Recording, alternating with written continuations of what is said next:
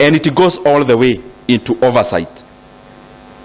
And therefore, even IPF, sometimes we confuse. Budget making process is not just about June or whichever other date that the minister reads highlights. It starts pretty earlier.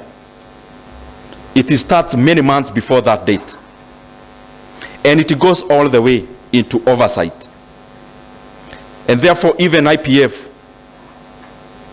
I challenge you, some of the questions we are asking, I challenge you to also take it up.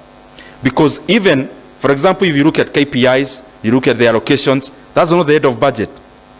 Even what the Auditor General does is not the head of the budget. There is now what PAC and PIC in Parliament, therefore, analyzes. I challenge you to also go the full length so that we also check at the outcome at the end of the tunnel. It starts from way early, but it also ends way after June. Let's be able to check also the after implementation.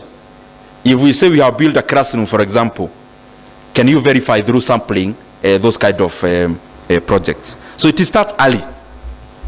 And just for understanding, we divide the state into 10 sectors. And those 10 sectors incorporate several ministries.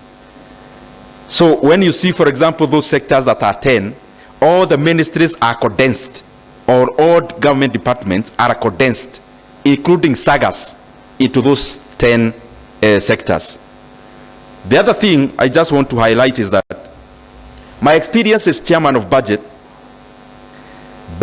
is not the one we read. This is the hard truth. The budget of Kenya is called exchequer. The budget is not the